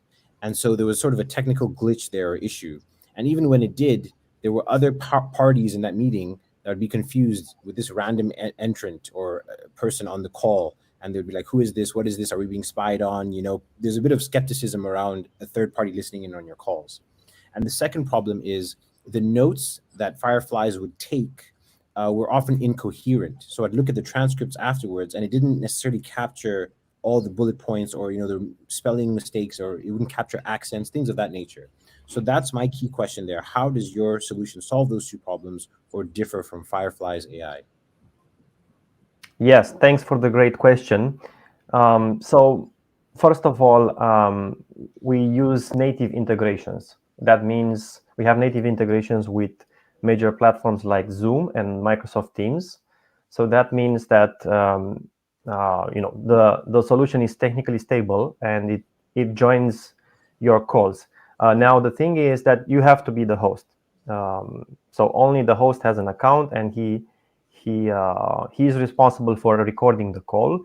And using native integrations, we are also compliant. I mean, because we are based in Europe, we are also GDPR compliant. So we need to show consent. We need to show a pop-up, asking for the consent of the participants.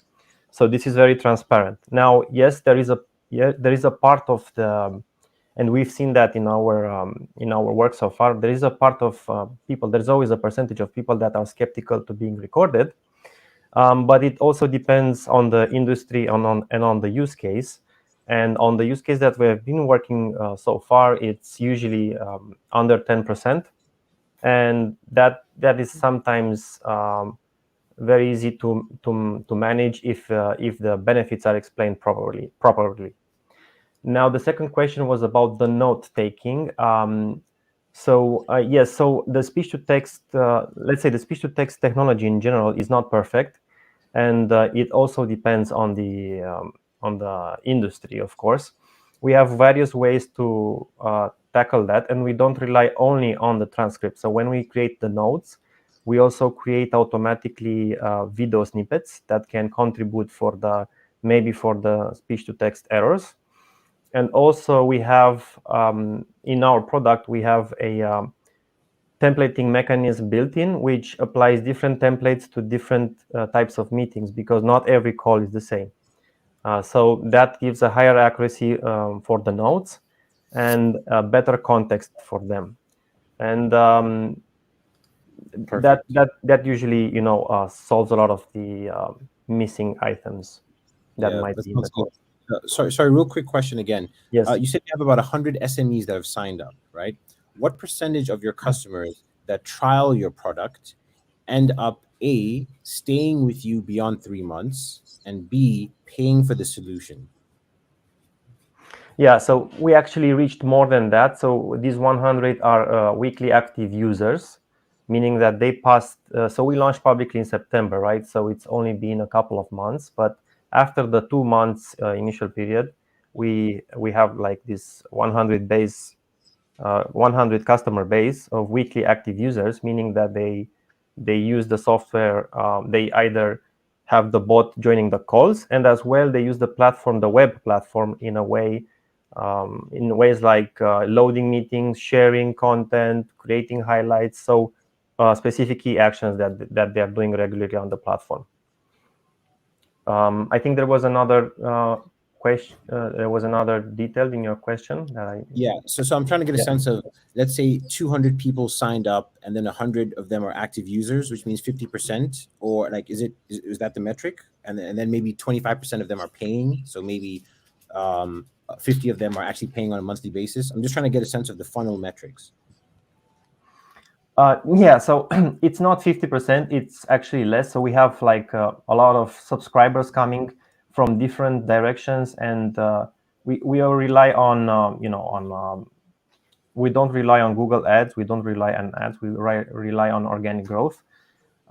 So out of that percentage, because they come from so many different areas, it's maybe roughly 20%. But what we did, so 20% is converting them into active users, and then into paying users. I don't have those numbers yet because we haven't turned on the payment plans yet. So we have a couple of users that are paying, but it's hard to put a number to it yet. Now, what we did in the initial phases, we invested a lot in the customer discovery, and that's why we also chose to work with smaller sized companies, which are the majority of them are US-based companies, by the way.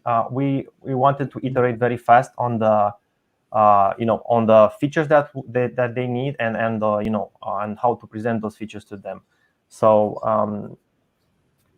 we actually invested a lot in reaching out and finding the the ideal customers, although it didn't make so much economical sense at the beginning, but it was for a discovery phase as well for us.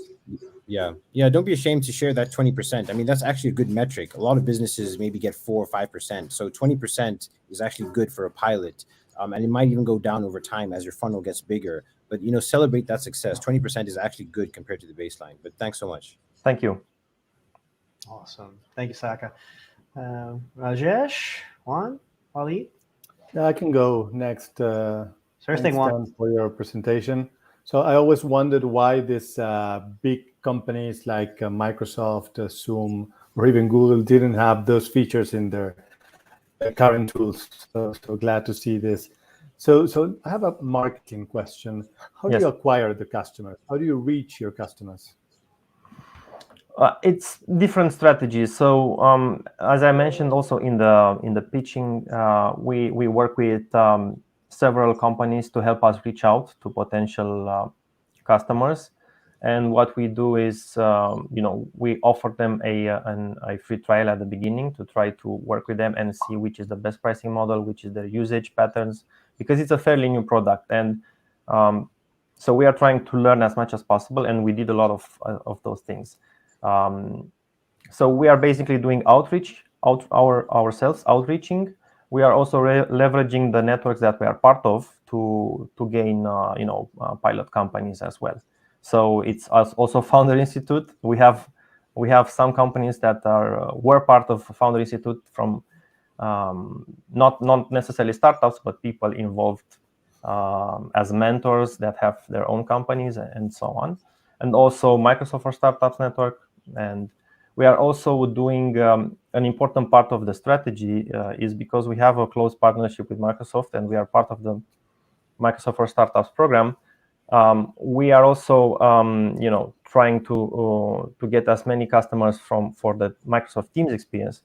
And what we've seen so far is that the Zoom ecosystem is getting crowded. But the Teams experience inside the Teams experience, there's less. There's a lot of let's say underserved customers there, and we are one of the first applications to be published in the Microsoft Teams App Store. Good, thanks. Hey Dan, question for you. So to me, this looks like kind of crowded space. I've been looking at this AI. Meeting assistant kind of segment, and I see like there's a lot of players out there. In your website, you have different use cases that you've identified based on this 100 plus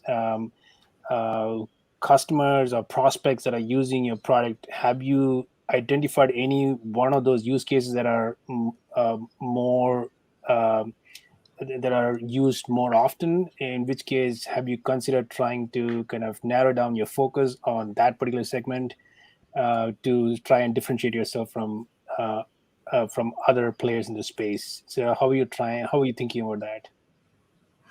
Yeah, so there's definitely a lot of interest and awareness in the sales use case market, which is also dominated by big players like Gong and Chorus, which are you maybe have heard of, I'm sure of it, but they have like very high-end price tickets, and usually the small-sized companies are underserved by that, or the entry barrier is too high for them. So that's one of the things that that's one of the approaches that we are going for, and that has good results so far. We have a couple of sales companies in the platform. And the second use case we are looking at is recruiting space, which is less aware of these kind of solutions and how they can help. There are some other players as well there, and it requires a bit more time, but it's we are more new in that space. And yes, the general feeling is that the space is crowded, but also there are around 2 or 3 markets which are close nearby, are adjacent in this space. And I'm talking now about the automated transcription market, which is basic transcription software. Then is the conversation intelligence market, which is also doing some level of transcription but insights. So there are players in these markets as well. So the general feeling is that it's crowded, but we are trying to narrow on these 2 use cases specifically. Okay, so I think you should seriously consider that. Let's say you see a lot of traction on the sales side, then integrating with Salesforce or HubSpot, for example. So that will kind of give you a differentiator. And Yes. if more salespeople start using it, it can automatically percolate into other organizations. Awesome.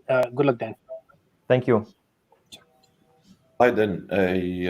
Actually, a couple of questions have been asked maybe by Saka regarding the comparison with Fireflies and on. Yes. But again, there's an area where I wanted to know how your startup is tackling. In terms of users with multi-emails, there is a bit of dilemma regarding calendars and which invitation are going where and all this stuff. If you support any sort of value-added solution into that, and the second part, for example, when you have a conference with several users, like what we're doing right now, for example, there are some LinkedIn, profiles and stuff like that. Whether you would go to that level to aggregate specific stuff, like, for example, LinkedIn profile or whatever. These are the 2 questions in terms of the solution. In terms of the marketing, I would like to know what's your cost of customer acquisition, lifetime value, or I think like expected lifetime value, because this is yet to be decided, and the retention rate. As Rajesh said, it's quite busy space, so I think those metrics are very crucial differentiators if you want to position yourself on the best quarter. Yeah, thanks. So the first question was related to multiple calendars, if I got it right, or managing multiple calendars and managing appointments, multiple calendars, multiple emails. Yeah. So in the platform, we support connecting multiple calendars, meaning that if you create an account, you can link your Zoom and you can link your Microsoft Teams account. So that means that it will join both of your conferencing calls if you are using multiple conferencing calls. And you can also link your Outlook calendar, for example, and your Google Calendar if you also use both. So that's supported in the platform. Is that what you were looking for? Yeah, basically aggregating everything in one place and then putting the notification. Because again, if I want to use your solution as a place to go for post-meeting or maybe pre-meeting and post-meeting sort of follow-up, then as a consumer, I would like to see everything in one place. Okay, got it. The second question was about LinkedIn accounts. I'm not sure what you meant. We are not scraping LinkedIn, or we are not taking LinkedIn information from. We are not doing that. So what we are collecting as data is the calendar information and the conferencing information. And with these 2 types of data, so you have the calendar, which is the theory, what should happen, and the conferencing data, what is really actually happening. My question was about the transcripting.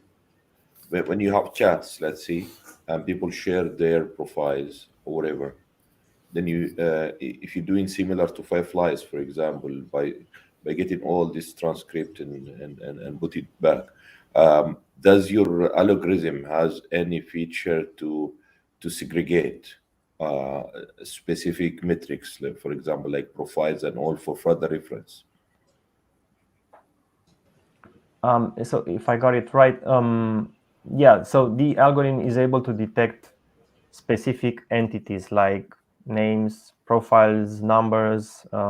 So yes, there's ways of recognizing those things in the transcript, if I got it right. It's clear. Yeah. It's clear. Regarding the cost of customer acquisition, lifetime value, and retention rate at the last part. Yes. So as I said, the customer. So I'll start with the lifetime value.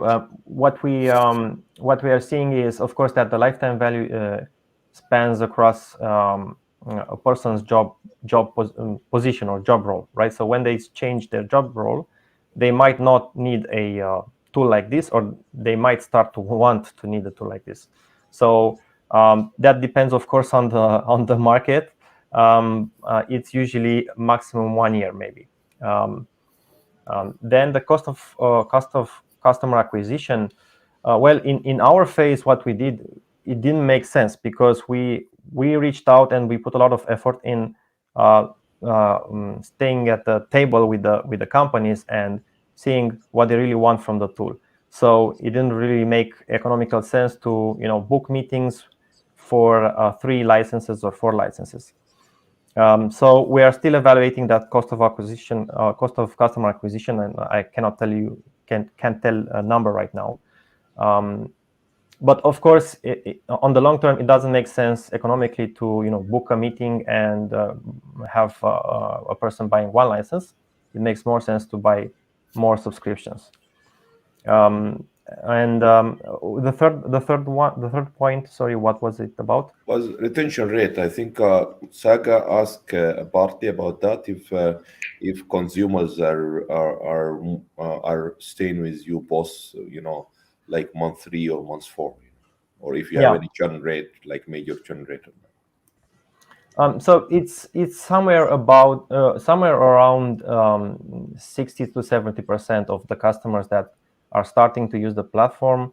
60 to 70% are remaining, but still the history is quite not that big. But these are the numbers that we are seeing right now, and of course this can be improved.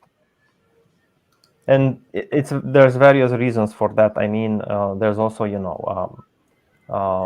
they realize that maybe they don't need a tool, or there are also competitors. It's different reasons, but usually it's around 60 to 70%. Thank you. Awesome. Thank you, Dan. Thank you. Yeah, last minutes for you. Any final things you want to say to the audience while you still have the floor?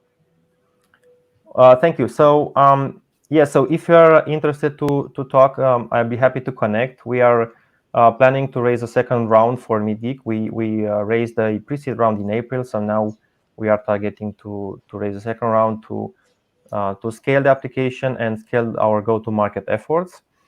And I'm happy to chat and dive into details more and show you the product as well. So happy to connect, and great session so far.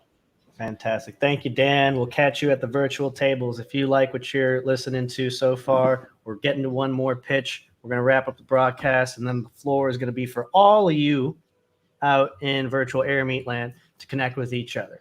So let's get to it. Let's get to that final one. Thank you again to all our judges. Thank you to Lisa for such an amazing conversation to kick off the Founder Showcase for 2022.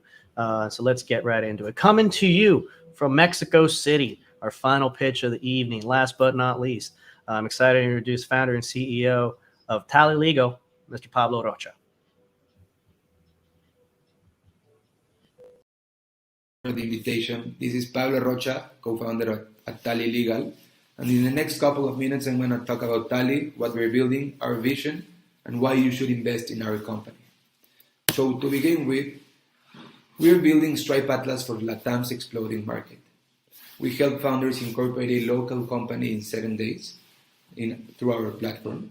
And this is a real problem because in Mexico specifically, you can lose more than 40 to 45 days to incorporate a company and open a bank account in the traditional way. So we believe that's crazy and ridiculous, and that's why we built Tally.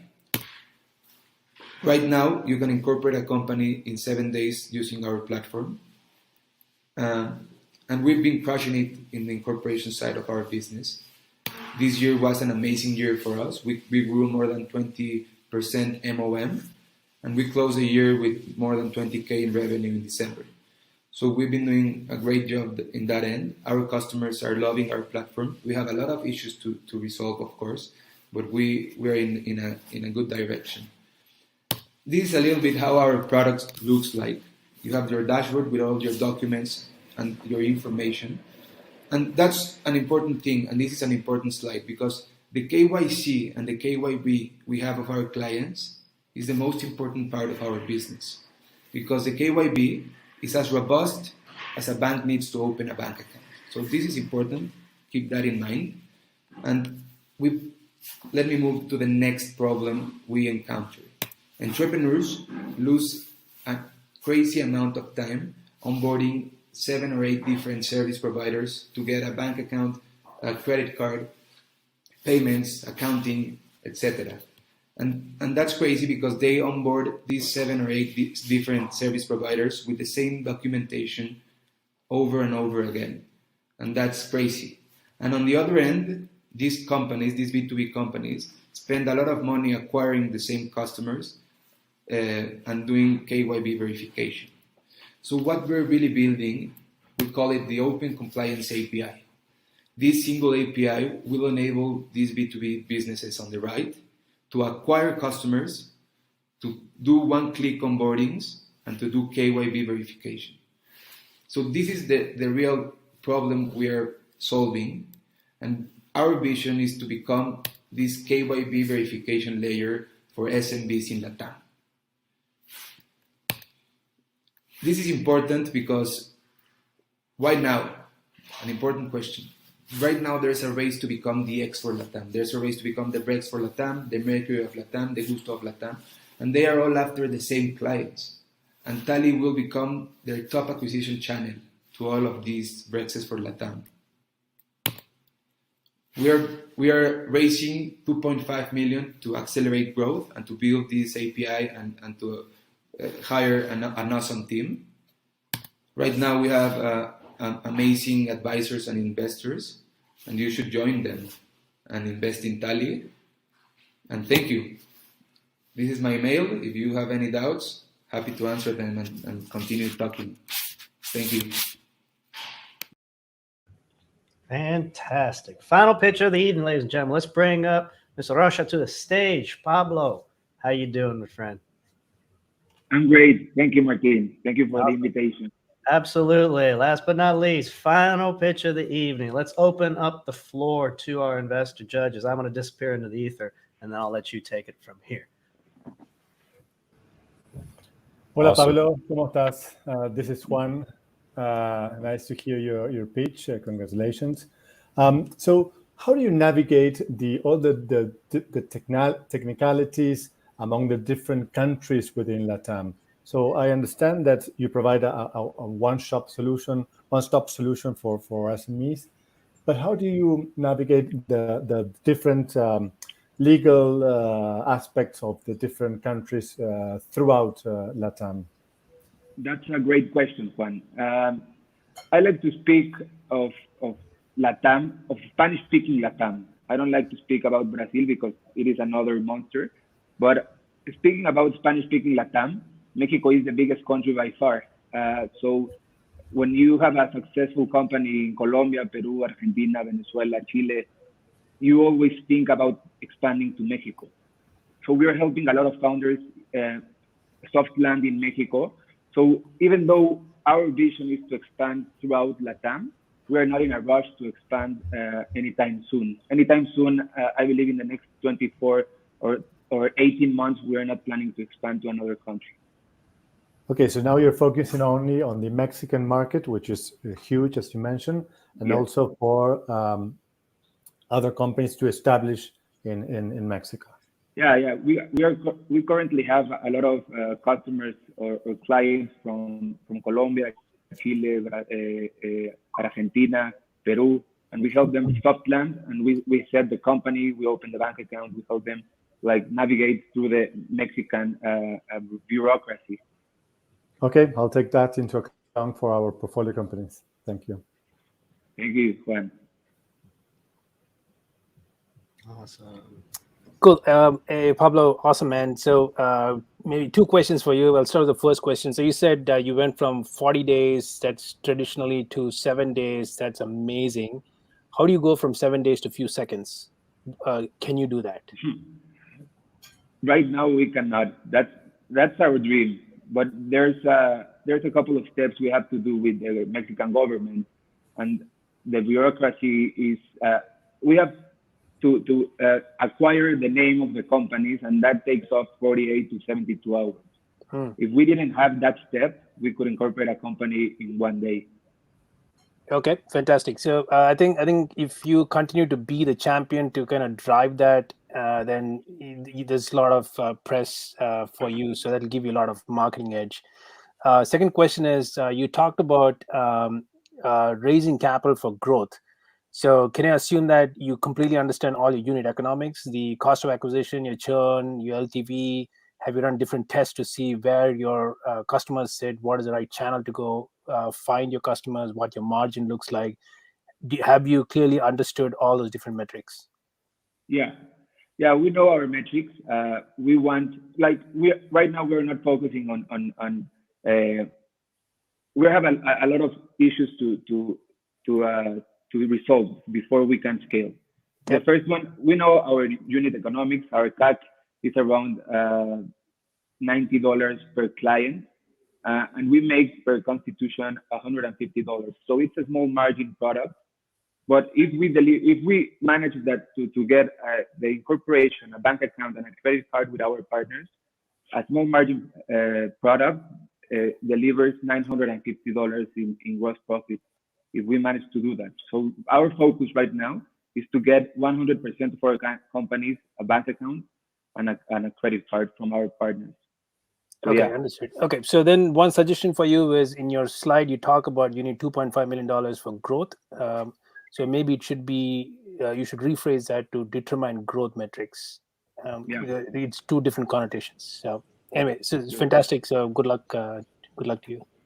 Thank you, Rakesh. Sure. Yeah, I'll go next, Pablo. First of all, I'm a fintech geek, and I absolutely love fintech. So seeing your solution, I'm literally like my eyes are lighting up. So congratulations on getting to where you have so far. I have two questions. Number one, is there any competitor doing this in Mexico or in any other Latin American country?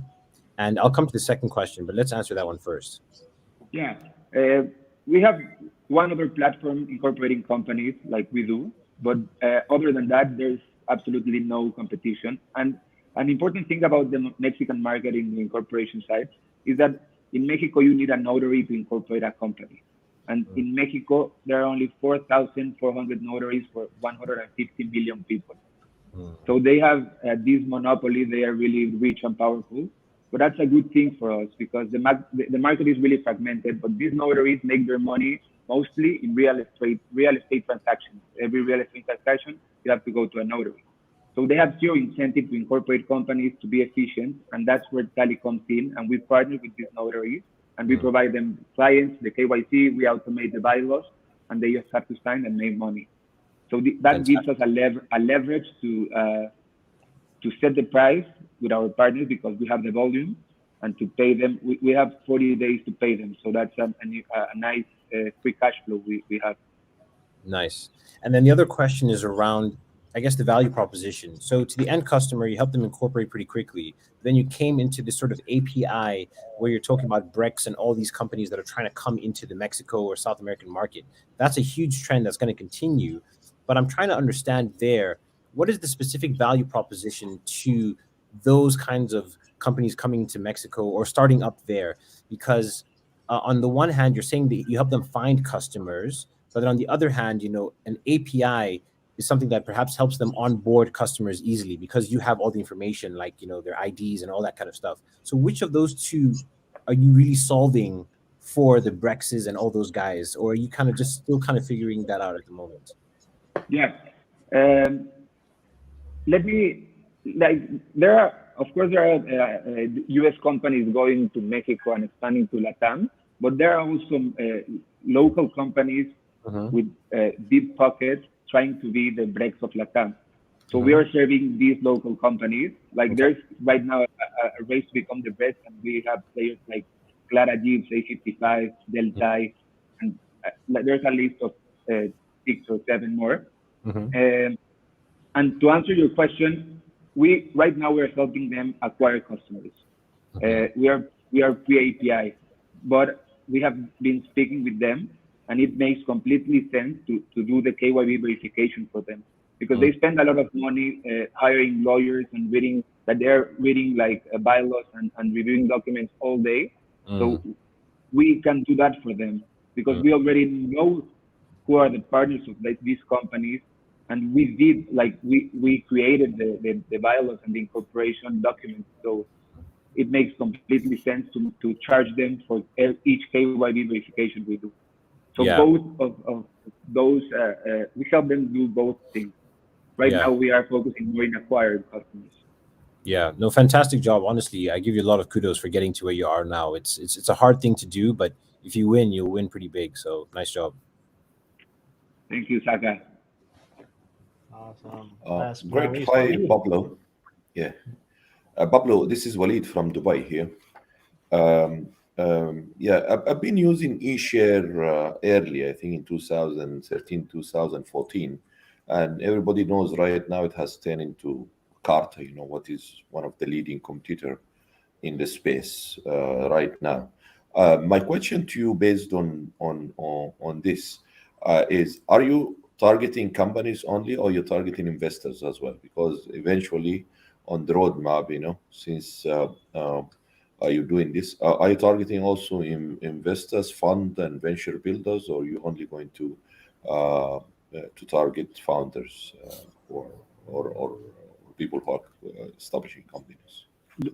That's a great question, Walid. First, we love Carta. I think they're an amazing company, and Carta X is really exciting, and we love Carta. So to answer your question, we are focusing right now to become kings of the incorporation market. After we get 50,000 companies in our ecosystem, we can begin to think targeting investors, because we're going to have all these startups and companies information in our platform. We can do a lot of products from there, but we're not focusing on investors right now. It makes no sense. We have to grow before we can focus on building a product for investors and maybe a cap table management like Carta. So my second question regarding the GMV and the valuation. If I got it right, your GMV by end of the year is $45,000, right? Yeah. No, so that's $45,000 was for Q4. Q4 only. Okay. So what is your total GMV up to date today? It's about 150K. Or 2021. Okay. And you're raising $2.5 million now. What is the use of fund? Do you have a breakdown on the use of fund on this? Yeah, we can dive deeper if you like in another call, but basically we're gonna hire a bunch of engineers. We believe in we're a product-led company, so we're gonna hire a lot of engineers, and we have the rest we're gonna build products, half of the money, and then we will acquire customers. We have several strategies to acquire customers. What's your burn rate today? What is your burn rate today? What is your monthly burn rate? 20K a month. So 20K, we're okay. capital efficient. So, and the rest of the money we're going to acquire customers. We have 3 strategies. Word of mouth is really powerful. We want to double down on that. We want to make it an amazing experience when you incorporate a company, and an unforgettable experience. So we want to spend money making it amazing for founders, because you don't incorporate a company every year or every day. SEO. SEO, this is what I was going to ask about cost of customer acquisition and lifetime value as well, because your customer will come maybe for every couple of years he come to do a company if he keep doing companies. Definitely. Right now, CAC is around $90, like I said, but we think it's gonna get a little bit expensive once we scale. And lifetime value right now is $950, but we are not converting 100% of our clients. Our next goal is to incorporate company, get a bank account, and get a credit card. If we do that, the lifetime value of our clients is $950, and that's pre-API. Okay, the current ask will take you for how long, how many months, and what is your next milestone to raise fund again? 18 months. And our next milestone, like these 2.5 million, get us to 4,000 companies incorporated in the next 12 months, and to a 3 million ARR. So our next goal is to raise a Series A within the next 14 months. Okay, thank you. Awesome. Thank you. Thank you, investor judges. Pablo, just like everybody else, final word is yours to close out the very first showcase 2020 for the Founder Institute. Pablo, any final things you want to say to the audience? Yeah, thank you all. If you're an angel investor or a VC watching this and do you want to invest in Tally, please reach out. Happy to talk with you. Awesome. Thank you. Thank you. Thank you, Pablo. I want to thank the judges and Martin and everybody that invited us. Thank you. Thank you so much, Pablo. Appreciate it. Thank you for closing it out strong for us. So that's it, ladies and gentlemen. I want to thank you all again for joining us for this fantastic event. I love hosting this event. Used to just be reserved to our esteemed founders of the Founder Institute. And so I feel a little privileged that I'm able to do that myself. So for all of you watching, I hope you get to stick around. We're about to head into the final phase, but thank you again to our fantastic panel of judges, Rajesh, Saka, Waleed, Juan. I know you got busy things. Y'all have some other stuff to go. I'm sure the morning might just be starting for some of you too. we got a global community. So thank you again for your time. If there's anything that I can do personally for each of you, please let me know. If you want to connect directly with any of the founders that you have met during this event, please let me know, and I'll make sure that happens. So now we're heading to the final phase of the evening, which is networking. The broadcast is just about done. I want to give a shout out to our support team behind the scenes, Felicia and Elisha, who have been managing the chat, running the background behind here, and just making sure that I don't make a fool of myself when I'm going live on a broadcast for 2 hours straight and change. So thank you again. We can't do this event without a great supporting team behind the scenes here at the Founder Institute. So be sure to give them a shout out in the chat for all that hard work, because again, you rarely see that work really come to fruition unless you recognize those people. So for those of you that might be watching us again on YouTube, Twitter, Facebook, and or LinkedIn, please click that link. We shared it in each of those threads. Head on over to Airbnb if you want to do some networking, regardless of where you're at. What's going to happen? This is going to disappear. World broadcast is going to be done. You're going to find yourself at a series of virtual tables, or you can do some one-on-one networking. Make sure you're using a Firefox or Chrome browser for optimum experience. It just doesn't really work, unfortunately, the AirMeet platform to network. So if you want to get your camera on and get your mic sorted out, I'd start testing that out before you jump at a virtual table. But you're going to notice a whole series of virtual tables that you can just take a seat at. The first few are going to be for each of the presenting companies that you just saw present their businesses during this event. And if you really loved what they were doing, you want to meet with them and learn more about what they're working on, and maybe ways that you might be able to become a customer, join their mission, or support them as an investor, I encourage you to do that. Get on there. We have a whole bunch of people. We have hundreds of people in this room still, and people tend to stick around for a very long time here. So we're going to leave this room open. We're not going to close it down. I may come back tomorrow morning, and there's still a couple dozen people just getting their conversations going. So we want you to have that optimum time to do so. But that's it. Stick around.